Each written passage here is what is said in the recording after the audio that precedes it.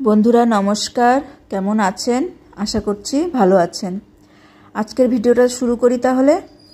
আজকে বানাচ্ছি শেপালি পাতার বড়া, মানে শেপালি গাছের যে কচি কচি পাতাগুলো হয় সেই কচি কচি পাতাগুলো তুলে নিয়ে এসেছি।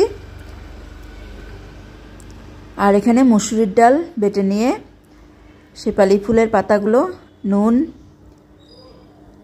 হলুদ, ব্যাস এই দিয়ে এবার মেখে নিচ্ছি। এক হাতে ক্যামেরা ধরা, বাটিটাকে ধরতে হবে। তা আমি মেখে নেই। হয়ে গেছে মাখা। এভাবে মেখে নিলাম।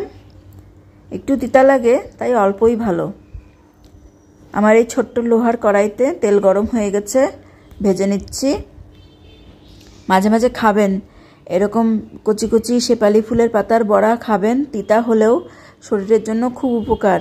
এই যে চতুর্দিকে জ্বর জ্বর হচ্ছে, একটু তিতা তিতা খেলে পরে এত এই যে জ্বর টর সহজে ধরতে পারে না।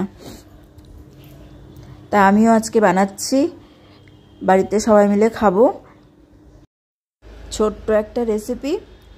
ব্যাস হয়ে গেল আমার ভাজা। উল্টে পাল্টে একটু লাল লাল করে ভেজে তুলে নেব, তারপরে দুপুরে ভাতের পাতে খাবো। আপনারা এভাবে বানিয়ে খাবেন। ভালো লাগলে একটা লাইক করে দেবেন, আর আমার চ্যানেলটাকে সাবস্ক্রাইব করে আমার পাশে থাকবেন, আর বেশি বেশি করে শেয়ার করে দিবেন। তো বন্ধুরা, আজকের মতো ভিডিওটা এখানেই শেষ করছি। সম্পূর্ণ ভিডিওটা দেখার জন্য অনেক ধন্যবাদ।